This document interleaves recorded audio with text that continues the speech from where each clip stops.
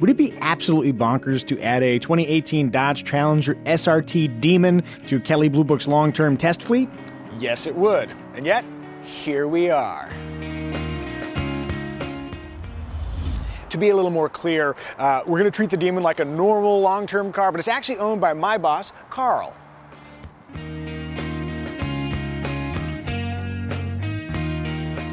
As the guy who researched, spec'd, and paid for the thing, no one is more qualified to tell you about this 2018 Dodge Challenger SRT Demon than Karl Brauer. Here then is a speedy jump cut montage of him explaining all the features. 0 to 60 in somewhere around 2.3 seconds, does the quarter mile in potentially 9.65 seconds at 140 miles an hour. And this one's Tour Red with flat black treatment over the top. If you're enough of either a Stranger Things or a Dungeons & Dragons geek, you will immediately get that. And if you're not, you're gonna wonder what the heck it says. Tim Kuniskis came up with the idea that we're gonna make this over-the-top drag car that happens to be street legal. So everything from the Demon crate that you can get as a add-on for $1 with skinny front tires, everything you need to swap those tires at the track, to an upgraded PCM that makes the car go from 808 to 840 horsepower. Pull up to the drag strip, you hit drag mode. It turns all these things on, including AC diverted to enhance intercooler performance. First time in the history of automobiles that they have a system that can switch between cooling me in the cabin and cooling the intercooler on the car using the air conditioning system. Muscle cars aren't known for being very technologically sophisticated.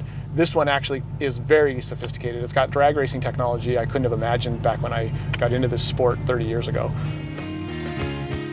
With all the options, Karl's Demon rings in at $92,949, a roughly $10,000 premium over the base version, if you can consider the base version base.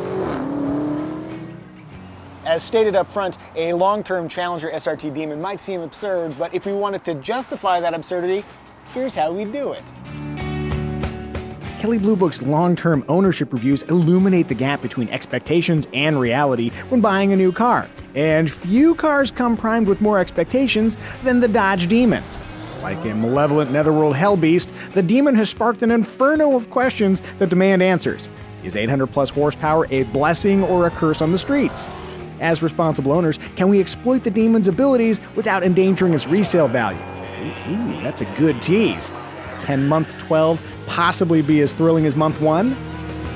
Those are all great questions that we promised to answer. Now, if you'll excuse me, I'm going to respectfully drive the boss's Demon.